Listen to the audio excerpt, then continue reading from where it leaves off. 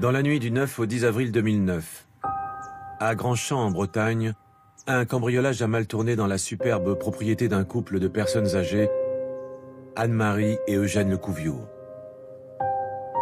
Anne-Marie, une femme de 75 ans, est morte étouffée sous 5 mètres de ruban adhésif que les cambrioleurs lui ont collé sur le visage. Eugène, son mari de 90 ans, s'en est sorti indemne. Quant au butin, il est quasiment nul, alors que la maison renferme de nombreux objets de valeur. 2 jours plus tard, un coup de fil anonyme dénonce un des cambrioleurs. Arrêté, celui-ci se met à table. Il avoue qu'il s'agit d'un contrat, qu'il devait éliminer la dame, et que c'est un meurtre maquillé en cambriolage. Le commanditaire, une des belles-filles du couple Lecouviour, mais il ne connaît pas son nom. L'enquête s'oriente notamment vers Josiane, la femme de Jean-Jacques, le fils aîné d'Eugène Lecouviour. Le lundi 13 avril 2009, 3 jours après le cambriolage, Josiane Lecouviour est interpellée à son domicile. Elle rejoint la gendarmerie de Lorient. Il est 17 h, sa garde à vue commence.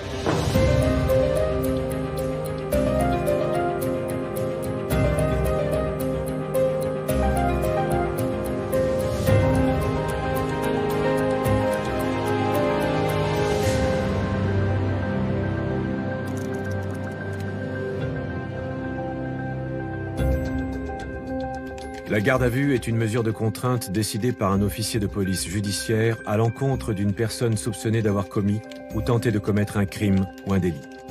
Sa durée est de 48 heures maximum. Ces gardes à vue ont été reconstituées avec des comédiens, d'après les procès-verbaux des auditions. Mettez-vous à l'aise, Madame Lecouviour. Nous sommes là pour établir la vérité dans cette affaire. Votre placement en garde à vue et votre audition sont la conséquence des investigations menées après le décès de Madame Lecouviour Anne-Marie, née Dréano, à Grandchamp dans la nuit de jeudi à vendredi dernier. Vous la connaissiez? C'était ma belle-mère. Quelle était la nature de vos relations? Mauvaise, je suppose.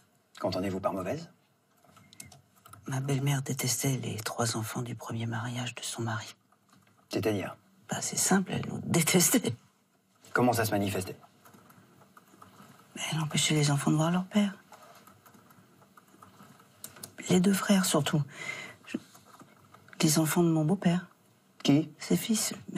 Jean-Jacques et Philippe. Madame Lecouviour, essayez de vous détendre. Nous ne sommes pas vos ennemis. On cherche juste à comprendre, d'accord? Lorsque je me remémore les auditions de Madame Lecouviour, ce qui m'avait interpellé avec mon collègue Dorval, c'est que dès le départ, elle s'est mise en position de méfiance à notre endroit.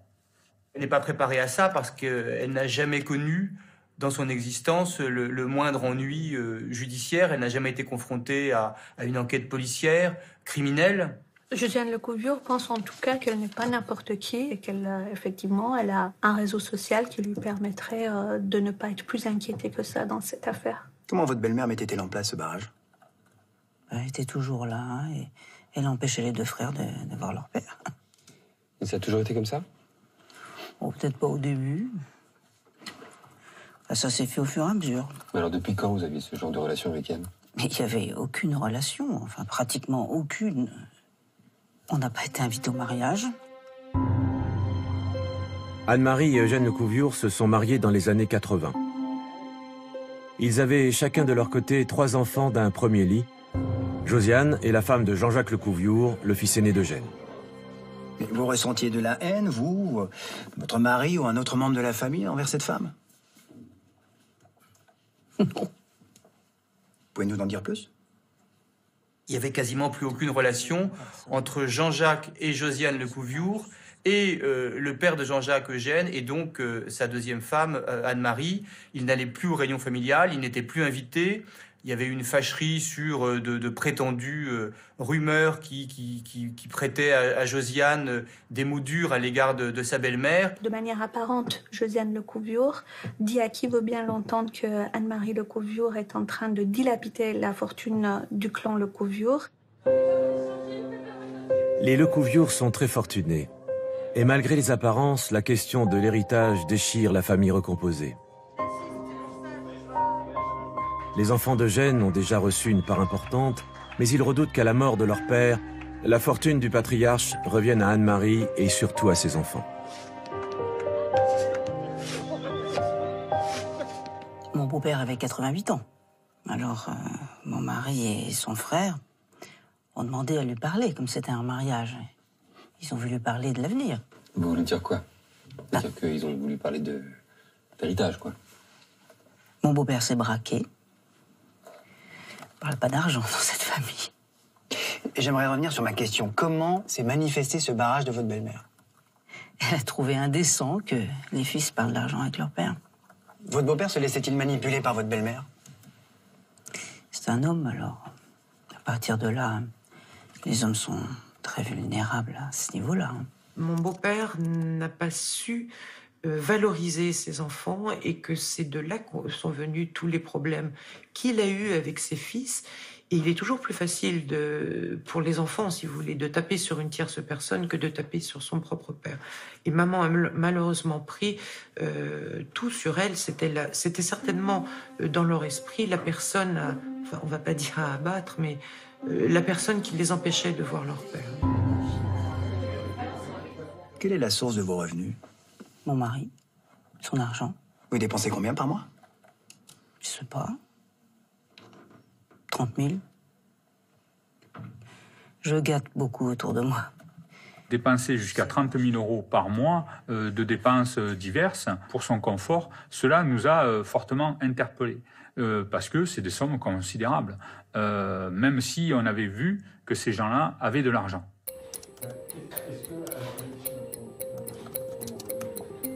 Dans les bureaux d'à côté, les gardes à vue des cambrioleurs Venceslas Le Cerf et Guénolé Madé sont en cours. Un troisième homme, Loïc Duguay, qu'ils ont dénoncé comme étant l'intermédiaire, est également entendu.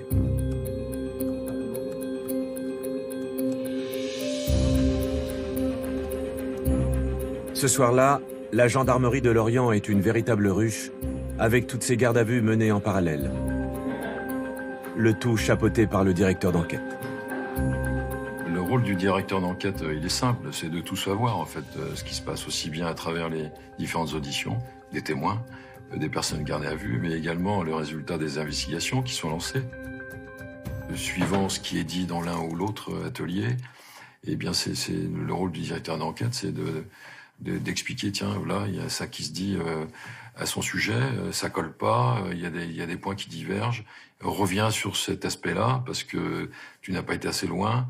L'autre donne des précisions, ça serait intéressant que tu approfondisses un petit peu ce secteur-là pour voir si ça peut coller.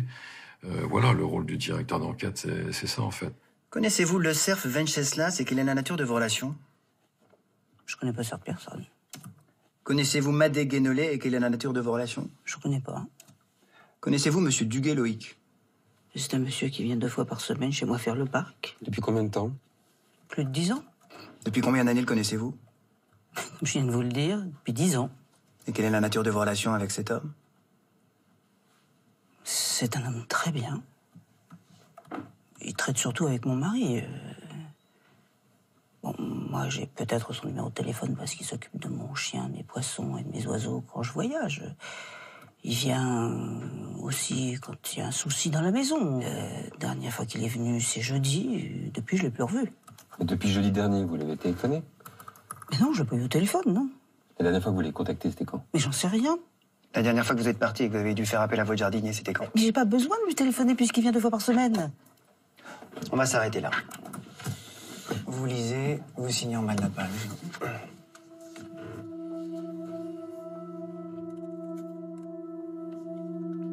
Quand se termine la première audition, Josiane est en garde à vue depuis 3 heures seulement.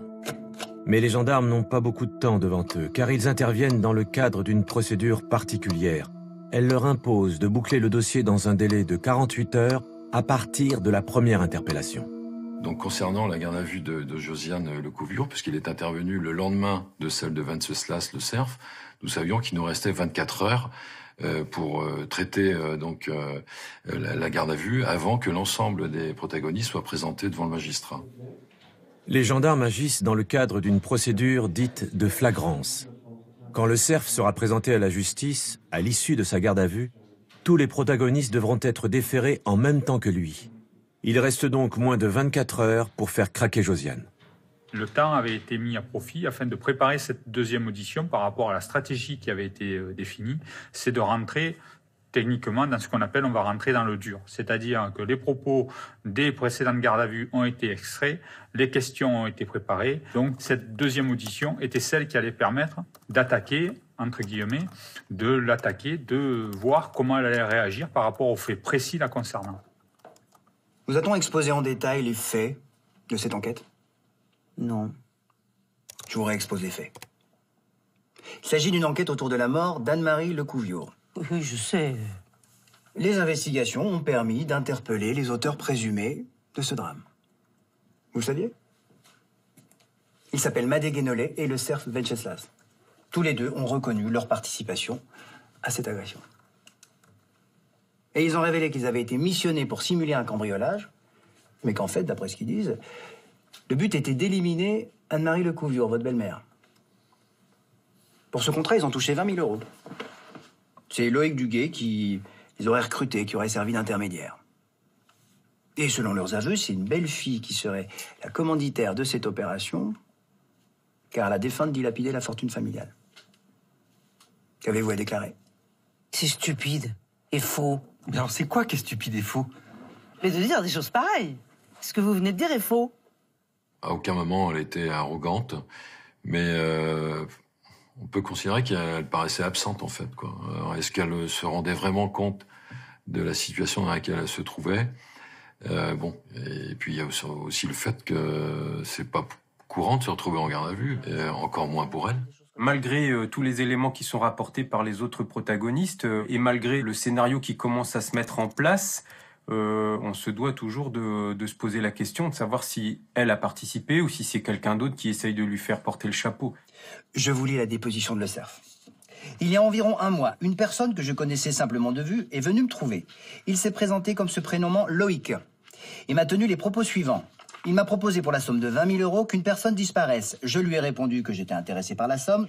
Il a dit à ce moment-là que c'était une des belles filles qui versait l'argent pour faire disparaître sa belle-mère.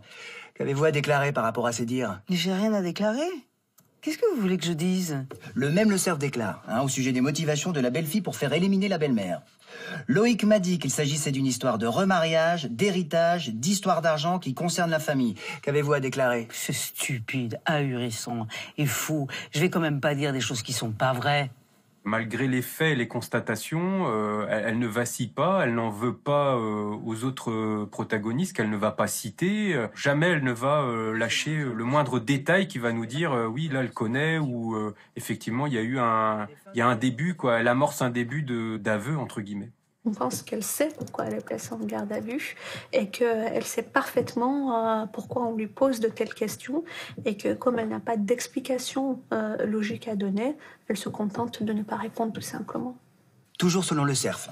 C'est Loïc qui m'a indiqué où se trouvait la maison sur le secteur de Grandchamp. Suivant les indications de Loïc, je n'ai pas eu de soucis pour trouver la maison. Qu'avez-vous à déclarer? Je n'ai rien à déclarer. Le cerf Venceslas déclare que le contrat consistait à éliminer uniquement la dame du couple. Qu'avez-vous à déclarer? Je n'ai rien à déclarer, je suis atterré d'entendre des choses pareilles. Elle a opté pour la stratégie de ne pas répondre, parce que dans la position dans laquelle elle se trouve, elle a aucun intérêt finalement à parler. Elle a tout intérêt à attendre de voir ce que chacun dit, et puis d'opter pour une stratégie avec son avocat par la suite. Donc pour elle, c'est pas simple d'être harcelée de questions, d'avoir certainement envie de répondre, parce qu'on l'accuse de certaines choses. On l'accuse quand même d'être le commanditaire de l'homicide de sa belle-mère. Donc elle a certainement envie de répondre.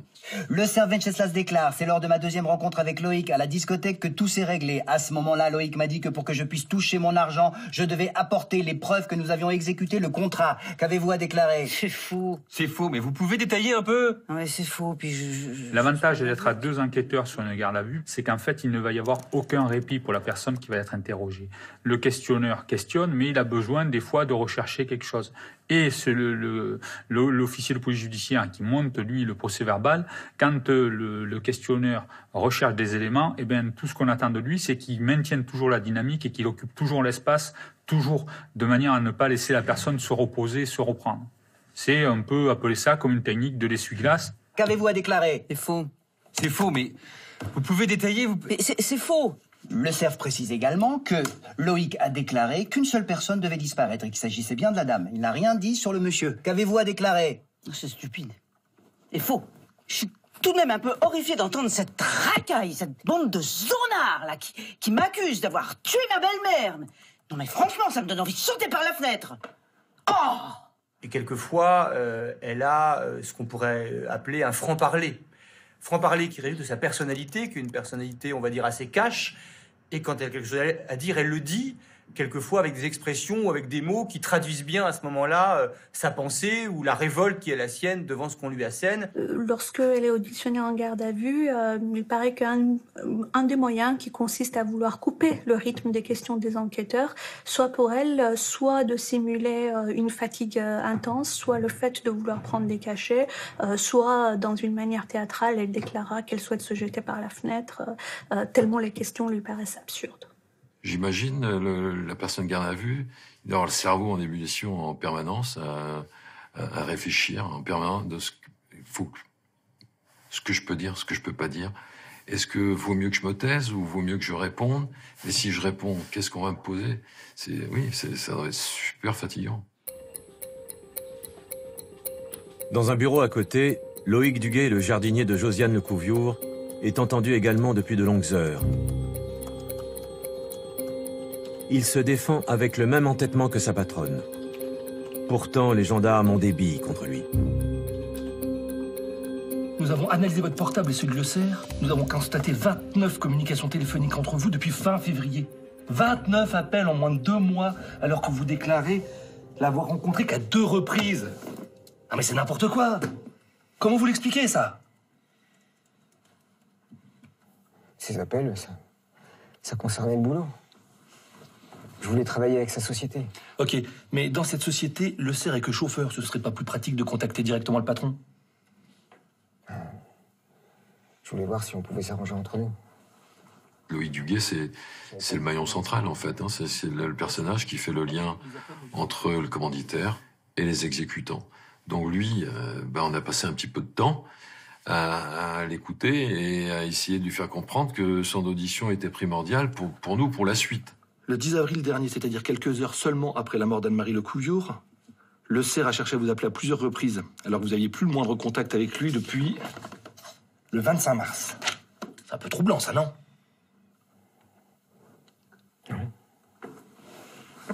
Non, c'était toujours pour le boulot. Le Cerf dit que vous avez eu le rôle d'intermédiaire. Le Cerf, il dit que des conneries.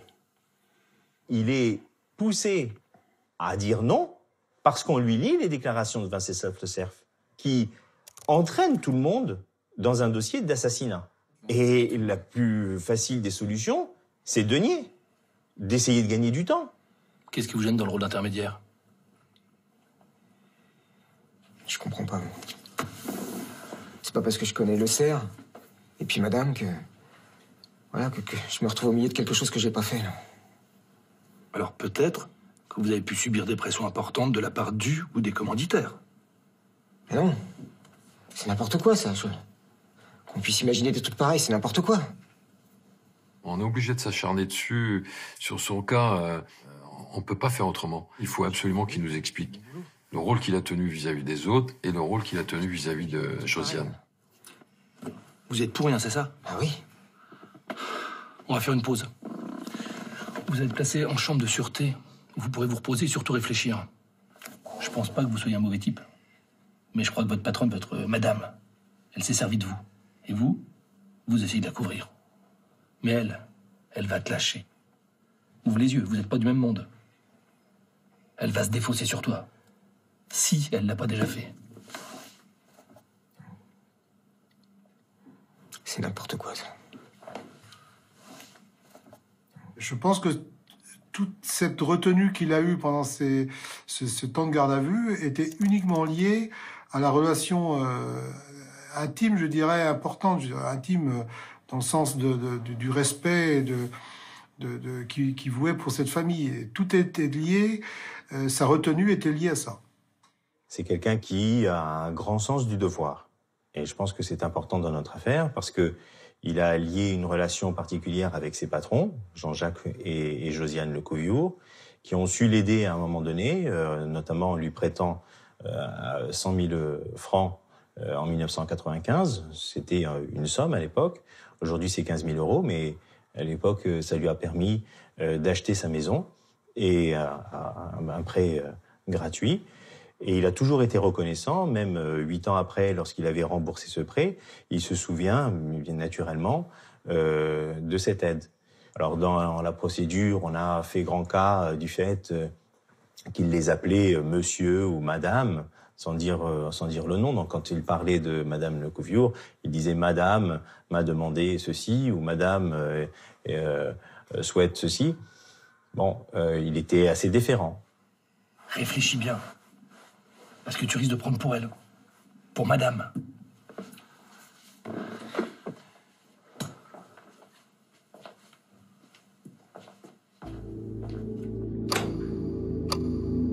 L'heure tourne. Loïc Duguay n'a pas craqué. Pour l'inciter à réfléchir, il est placé en chambre de sûreté.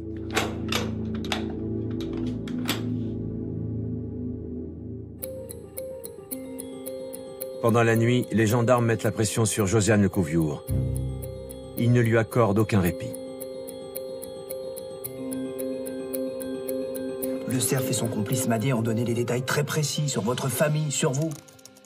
Comment des personnes qui ne vous connaissent pas, d'après ce que vous nous dites, peuvent-elles être aussi précises à votre propos, concernant notamment vos rapports avec votre belle-mère, Anne-Marie Lecouviure?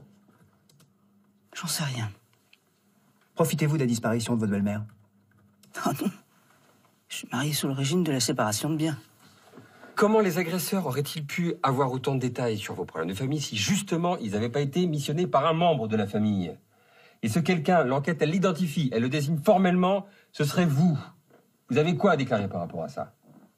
Rien. On essayait de lui tendre des perches en disant mais les gens qui ont fait des déclarations n'ont pas intérêt à mentir puisqu'ils reconnaissent leur implication. Et en fait, quand on lui tendait des perches, Madame Lecouviure ne les saisissait pas. L'argent que vous avez, il vient d'où? De mon mari. Il a vendu l'usine et il la partage en 5. Ah bon, on nous a dit que c'était Eugène Lecouviure qui avait vendu l'usine? Non. C'est mon mari. Il l'a vendu à des Américains. Mais c'est votre beau-père qui l'a créé? Oui. C'est lui qui l'a fait prospérer? Non. Il s'agit de mon mari et de mon beau-frère. Même si Madame Josiane Lecouviure était toujours sur la défensive, on l'avait senti comme étant particulièrement fière d'avoir réussi à pénétrer cette famille, faire partie pour Josiane Lecouviure de la famille Lecouviure. C'était une fierté pour elle. La famille Lecouviure était une famille connue dans la région bretonne.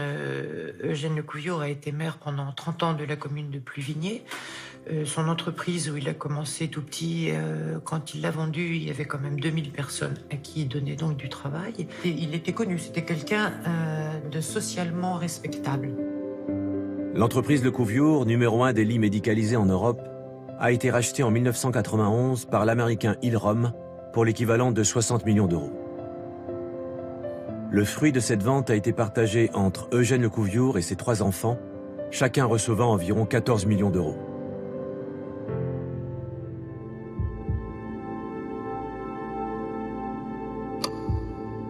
Au milieu de la nuit, puisque Josiane Lecouviure ne lâche rien, les gendarmes changent de tactique. Ils ne lui posent plus de questions directes sur sa participation. Ils lui demandent d'examiner le dossier objectivement avec eux.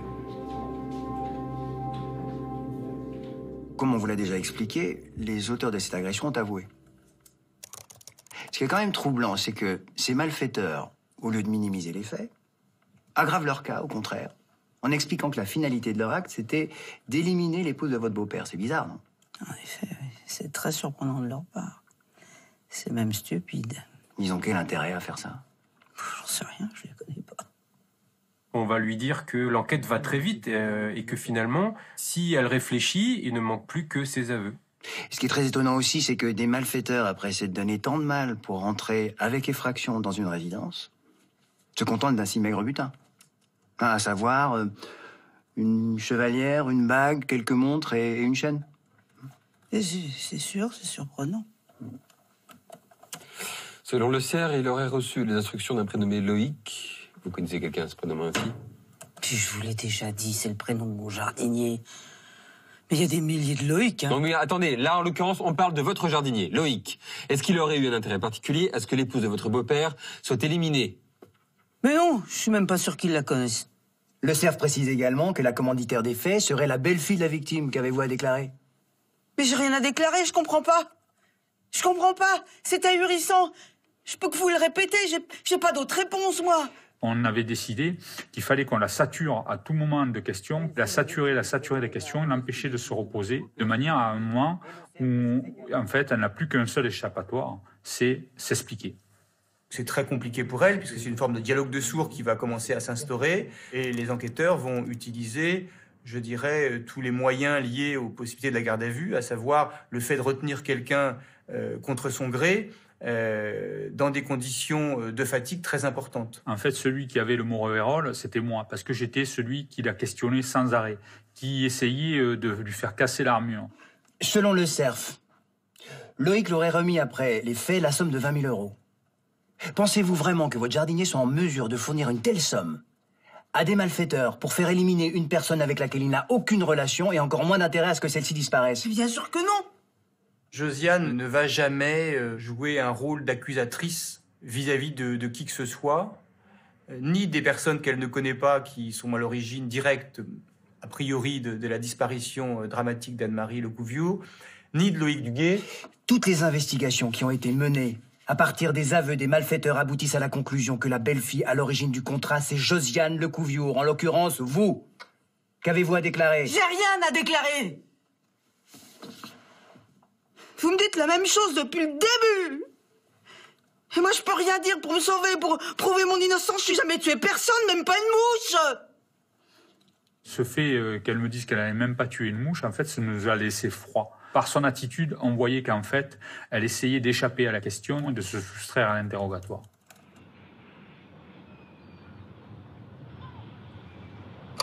La nuit a été longue. À la fin de la 4e audition, malgré le temps qui défile, les gendarmes décident de faire une pause. Ils mettent Josiane Lecouviour en cellule quelques heures afin qu'elle se repose. Le lendemain matin, le mardi 14 avril 2009, ils l'interrogent à nouveau, espérant qu'elle aura compris où était son intérêt.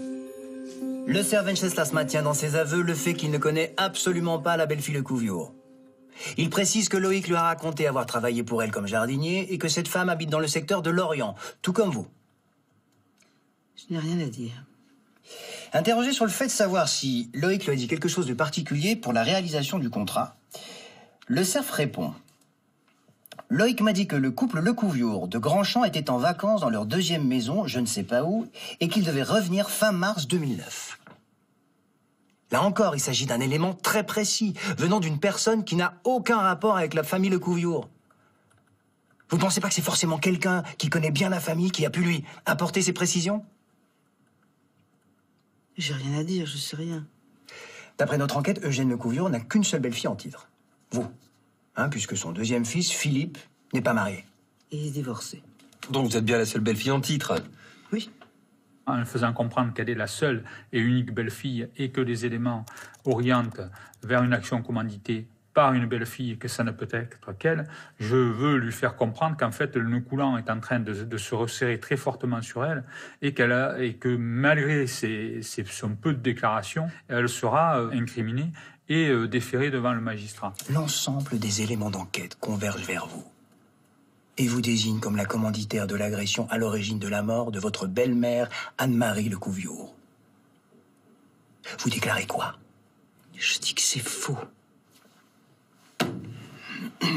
On arrête là. Ok. Dans le même temps, le substitut du procureur de la République s'est déplacé dans les locaux de la gendarmerie. Il rencontre Loïc Duguay sans témoin. Aucun procès-verbal n'est établi. Mais quand l'audition du jardinier reprend, il n'est plus dans le même état d'esprit. J'accepte maintenant de m'expliquer sur mon rôle dans cette affaire. Très bien. Alors, qui vous a demandé de trouver quelqu'un pour commettre ces faits? Madame Lecouviour. Et son mari? Non. C'était uniquement elle. Monsieur Le Gouvion n'était pas du tout au courant de la demande de son épouse.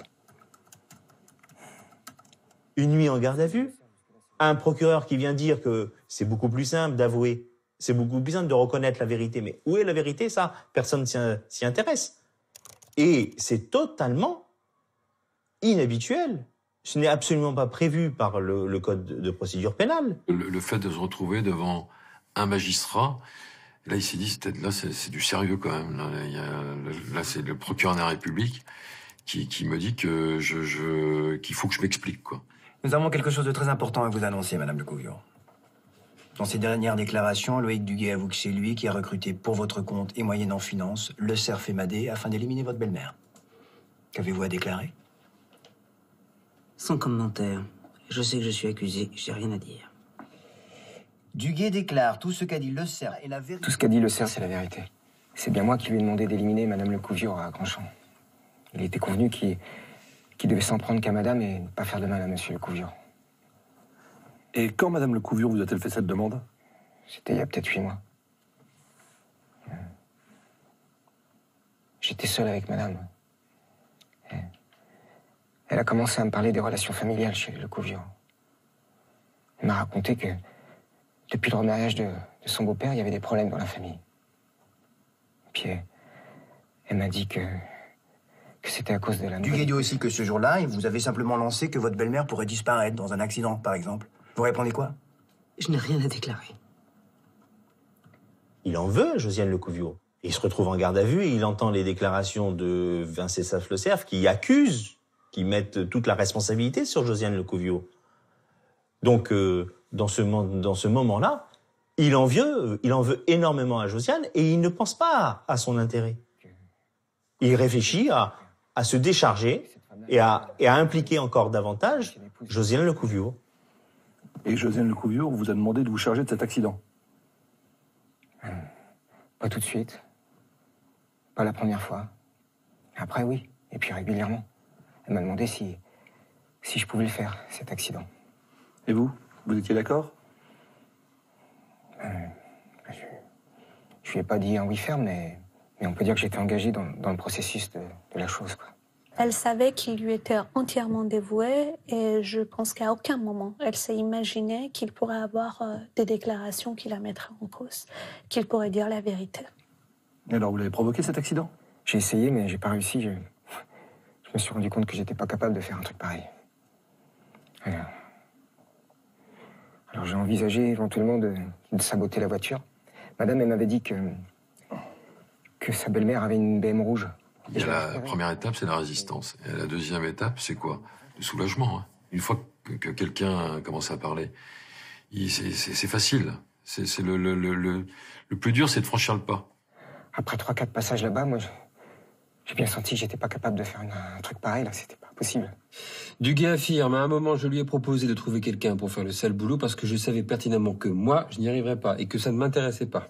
Vous dites quoi? J'ai rien à dire pour l'instant. Comment elle vous est venue l'idée d'engager quelqu'un pour faire ce boulot? Ça m'est venu le soir de la crémaillère chez mon frère. J'ai vu ce type-là, le cerf. C'était un videur de boîte de nuit, un vantard. Alors tout de suite, j'ai pensé que c'était ce genre de type-là qui était capable de faire ce genre de choses pour du pognon. Et vous nous parlez comme ça, de but en blanc? Presque. Bah, c'est plus du tout le même bonhomme. En fait, il dit la vérité. C'était contre nature, le comportement qu'il avait auparavant. Donc après, il discute, en fait. Et il n'invente pas. Il raconte. Il raconte tout simplement l'histoire, la vraie histoire. Quand vous avez quelqu'un qui panique, qui est perdu, c'est justement parce que cette personne ne raisonne plus. Et si elle ne raisonne plus, elle dit des choses insensées. Et donc Loïc a dit des choses insensées. Je lui demande s'il serait capable d'éliminer quelqu'un pour de l'argent. Qu'est-ce qu'il vous répond? Il a simplement dit faut voir. Vous en avez parlé à Madame Le Gouvion? Oui. Duguay dit qu'il vous en a parlé. Et que vous lui auriez dit de voir combien il prendrait pour faire ça et si c'était quelqu'un de vraiment sûr. Vous répondez quoi? J'ai rien à déclarer. Et le cerf a demandé combien? Il a demandé 20 000 euros pour faire ça. Qu'est-ce que vous en dites? J'ai rien à dire pour l'instant, c'est faux. Mais quand vous dites que c'est faux, c'est parce que... Et vous avez demandé plus? Je dis que c'est faux et que je n'ai pas demandé de tuer ma belle-mère et que je ne l'ai pas tuée. Pourquoi c'est faux? Expliquez-nous pourquoi vous dites que c'est faux. Mais moi, à chaque fois, c'était des réponses très courtes. Hein. La plupart de ces réponses, c'était 3 mots. Donc je ne sais pas, ou je ne veux pas, je m'expliquerai plus tard. Donc vous n'avancez pas. Donc c'était la stratégie qu'il avait choisie. Donc, je crois que Josiane, avec son intelligence et malgré la situation, a cherché effectivement à être crédible et à répondre le mieux possible, malgré la fatigue, aux questionnements incessants qui lui étaient faits, encore une fois en lui présentant une vérité qui était définitive pour les enquêteurs, alors que c'était pas la vérité pour Josiane Lecouviure. On a ensuite demandé à Duguay s'il vous avait annoncé la somme demandée. Et comment vous aviez réagi? Et qu'est-ce qu'elle a dit, madame? Madame, elle a dit... c'est cher. Mais... j'accepte de verser cette somme si les faits sont commis. Et comment vous finalisez l'affaire? J'ai dit à Le Cerf que c'était OK pour les 20 000. Et je lui ai dit qu'il fallait qu'il se débrouille tout seul pour arriver à ses fins. Vous lui donnez pas plus de détails? Je lui ai donné un descriptif de la propriété. Je lui ai dit le chemin. Vous pouvez nous expliquer comment Duguay a pu donner un descriptif de la propriété alors qu'il n'y est jamais entré et qu'il n'y a jamais travaillé? J'ai rien à expliquer. Et comment s'est passée la remise de l'argent? On a convenu d'un rendez-vous à la plage. Le Cerf est venu s'asseoir dans ma voiture, côté passager. Et puis, il m'a dit que c'était bon. Alors, je lui ai remis l'enveloppe Kraft marron où il y avait les 20 000 euros. Et puis lui, il m'a remis un sac avec les bijoux qu'il avait pris chez les Lecouviure. Pourquoi Le Cerf vous a remis les bijoux qu'il avait prélevés chez le père Lecouviure? En fait, madame, elle m'avait demandé de bien m'assurer que le travail était effectué. C'est elle qui m'a dit de demander aux exécutants, de leur demander de prélever des bijoux portés par les Lecouviure. Qu'est-ce qu'il y avait comme bijoux? Dans le sac, il y avait 2 ou 3 montres, un bracelet, des bagues, puis des chevalières. Qu'est-ce que vous en avez fait? Le vendredi, là, quand j'ai quitté Le Cerf, je suis allé immédiatement chez monsieur et madame Lecouviure, parce que je savais que monsieur n'était pas là et que madame, elle était seule. Alors, je lui ai remis le sac de bijoux, on est allé le cacher sous une dalle près de la piscine, et là, elle n'a même pas regardé ce qu'il y avait à l'intérieur. Pourquoi? En fait, madame, elle était bouleversée. Parce que le matin même, elle avait appris que sa belle-mère, elle avait été tuée lors d'un cambriolage. Si le projet était vraiment un assassinat, elle ne devait pas être bouleversée. Elle s'y attendait. Vous avez touché de l'argent pour votre rôle d'intermédiaire? Rien. Rien du tout. Mais madame, elle m'avait fait la promesse qu'elle me donnerait de l'argent. Sans me dire combien, moi. Elle m'avait dit 10 000 ou plus, ça dépendrait, mais moi j'avais dit non, ça ne m'intéresse pas, moi. J'ai pas fait tout ça pour l'argent. Pourquoi vous avez fait tout ça, alors? Je sais pas, moi. Si j'ai bien compris, vous avez toujours fait ce que les Lecouviure vous demandaient. Entretenir la propriété, leur rendre des services de garde-maison. Alors en fait, est-ce que vous n'avez pas fait tout ça justement parce que vous avez toujours fait ce que les Lecouviure vous demandaient? Je sais pas, peut-être inconsciemment, j'en sais rien. Et puis ça m'a soulagé, moi, de trouver quelqu'un pour le faire. Voilà, comme ça, madame, après, elle n'allait plus m'embêter avec cette histoire. Dans cette histoire-là, justement, c'était moi le confident de madame. Elle me l'avait dit. Elle m'avait dit que cette histoire, c'était notre secret. Et puis, un secret comme ça nous liait l'un à l'autre, pour toute la vie. C'est la relation employé-employeur. Voilà. Je pense quelque part, est-ce qu'on peut pas appeler ça dominant-dominé? Ça se rapproche un peu de ça. À la suite des aveux de Loïc Duguay, une perquisition est effectuée chez Josiane Lecouviure en présence de son mari Jean-Jacques. Quand les enquêteurs sont allés, avec les explications simples qu'il avait données, on trouvait tout de suite les bijoux, montres, etc., qui se trouvaient à cet endroit-là, ce qui prouvait bien que la boucle était bouclée et la mise en cause de Josiane Lecouviure ne faisait plus beaucoup de doutes sur le fait qu'elle soit bien la commanditaire de tout ça. Et en fait, le nœud coulant s'est resserré complètement sur Madame Lecouvion, sans avoir eu aucune explication de sa part par rapport à son attitude de défense, de méfiance et de rejet depuis le départ. Là, à ce stade, ça devenait surprenant, parce que elle devait saisir l'opportunité qui lui était tendue. Je voulais vous informer que sur les indications de Loïc Duguay et en présence de votre mari, les bijoux dérobés lors de l'agression ont été retrouvés dans votre propriété. Qu'avez-vous à déclarer? Rien. Il y a quand même son mari, Jean-Jacques. Là, elle doit se rendre compte, elle dit, mais dans quelle situation, quel choc émotionnel pour lui d'être présent, d'être trouvé en présence des bijoux qui appartenaient à son père, là. Donc là, vas-y, là, il a même lui, même s'il m'a défendu, même s'il ne croyait pas jusqu'à présent que j'avais pu tenir un rôle dans cette affaire-là, là, il est forcé de constater que c'est pas lui qui les a mis là, les bijoux. Donc si c'est pas lui, ça ne peut être que moi. À ce stade de l'audition, vous avez des déclarations supplémentaires à faire? Non. Madame Lecouvion, je vais vous déférer devant le procureur. Les aveux de Le Cerf et Duguay vont suffire pour vous renvoyer devant les assises. Et croyez-moi, les jurés ne vont pas être tendres avec vous. Nier les faits ne vous aidera absolument pas. Bien au contraire. Tu peux imprimer. Ok.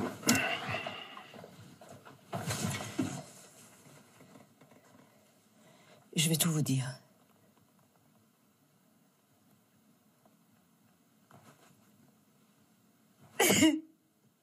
Et c'est pas ce que vous croyez. J'ai jamais voulu la tuer, jamais.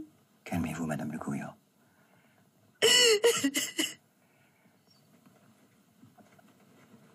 C'est au moment où je passe à proximité d'elle, face à la notification que je venais de lui faire, qu'elle se saisit de ma main, à deux mains, me touchant, se mettant à pleurer, en s'effondrant sur le fauteuil. Elle dit, mais moi, ce que j'ai commandité, c'est un cambriolage, je n'ai pas commandité un homicide.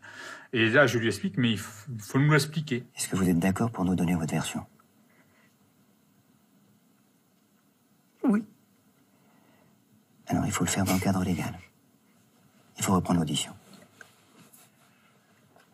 En tant que professionnel, il nous fallait réagir, mettre de côté notre surprise et immédiatement réagir, parce qu'il nous restait même pas une heure pour faire la dernière audition, puisqu'elle était prête à la faire, et également mettre en forme la procédure et déférer Madame Lecouvion devant le magistrat du parquet de Lorient. Donc, effectivement, on a été surpris, mais le professionnalisme a pris le pas de manière à réagir à la situation.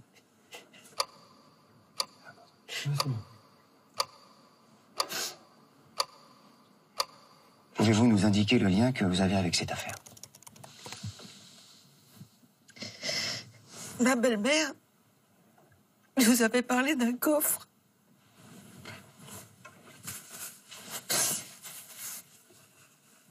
Qu'elle avait dans sa chambre.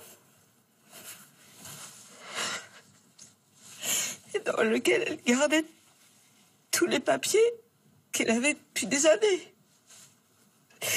Alors, j'ai eu l'idée stupide de demander à mon jardinier de m'aider à faire un cambriolage, un faux cambriolage. Il m'a dit que il avait des connaissances et que je pensais sûr. Il devait rentrer dans la maison, ouvrir le coffre et me ramener tous les papiers. Donc si je comprends bien, vous avez demandé à Duguay de vous organiser un cambriolage. En aucun cas l'homicide de votre belle-mère. Voilà. Mais il n'y avait pas de coffre. Ces papiers, c'était quoi? C'était un testament. Oui, non, je sais, je me mêlais de ce qui ne me regardait pas, mais je ne pouvais pas supporter que mon beau-frère et mon mari se fassent des illusions. Et qu'est-ce que votre belle-mère vous avait laissé penser par rapport à ces papiers? Eh ben, que la famille allait être dépossédée, tiens. Elle nous avait fait comprendre, à mon mari, son frère et sa sœur, qu'elle allait bien nous entuber. Que Loïc est venu après les faits, je lui ai dit que ma belle-mère était décédée.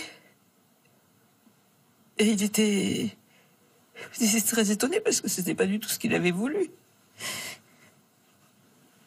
Effectivement, les éléments qu'elle nous déclare n'allaient pas dans le sens de son jardinier. Mais c'était ses explications, c'est ses mots, et on avait donc l'obligation de les recueillir.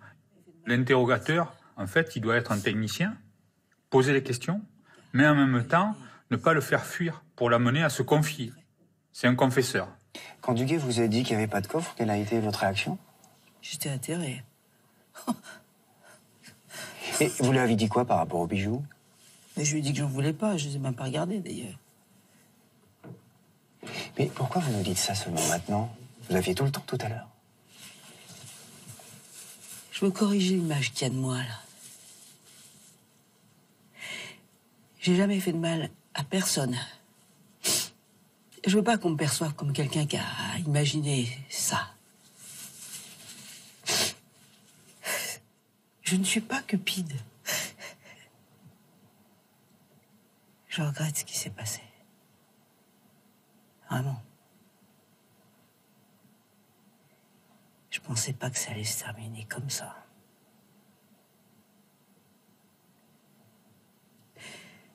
Ça fait du bien d'avoir parlé. Tellement bien. Mais pourquoi ne pas l'avoir dit avant? J'ai pas osé.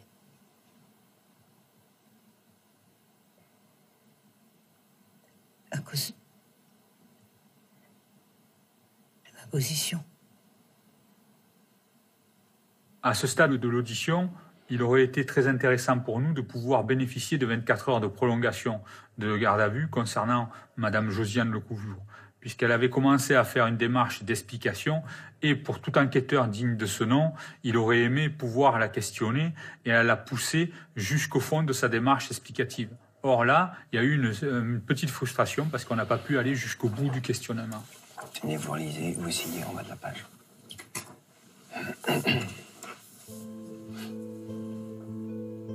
Cette garde à vue se termine à la limite du temps réglementaire. 3 des 4 personnes mises en cause ont avoué un assassinat maquillé en cambriolage. La dernière, Josiane Lecouviure, reconnaît seulement avoir commandité un vol de documents.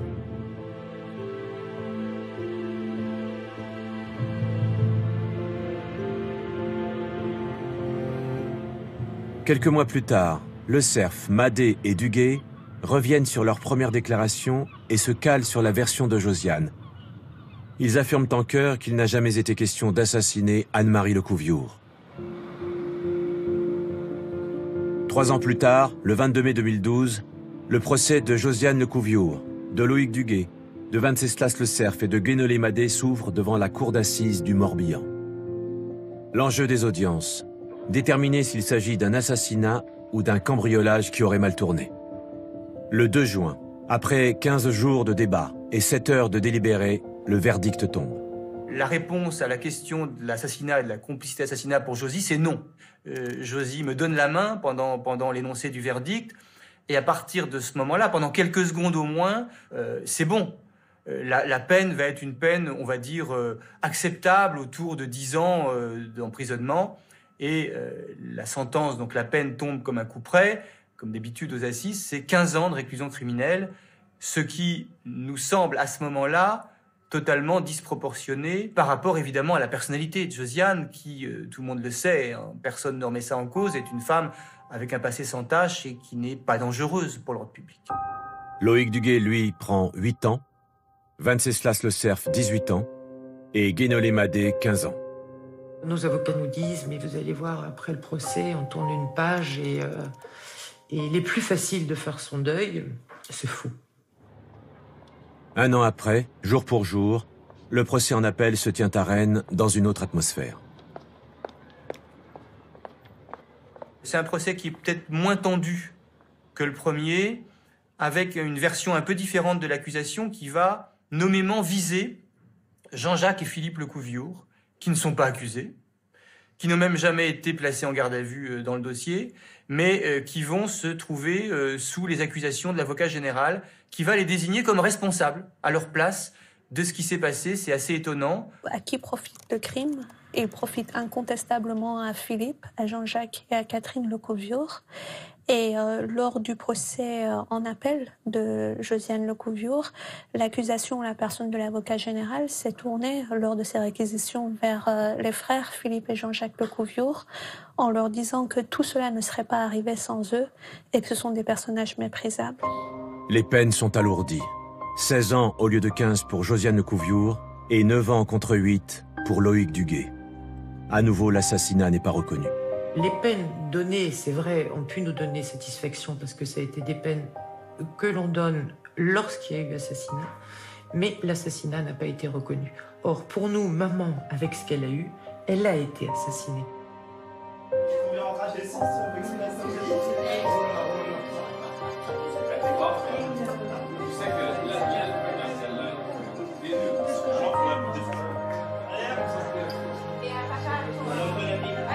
Je pense que l'argent a bouleversé cette famille et malheureusement bouleversé dans des conditions telles qu'on est arrivé à ce drame. Un drame qui n'a rien résolu. C'est aussi, on peut le dire, un regret supplémentaire parce que aujourd'hui, Josiane est en prison. Jean-Jacques et Philippe ne sont pas réconciliés avec leur père. Ils sont en lutte constante et fratricide avec leur sœur. C'est-à-dire qu'en définitive, Anne-Marie est morte. Josiane vit très difficilement son incarcération et cette affaire, et rien n'a changé.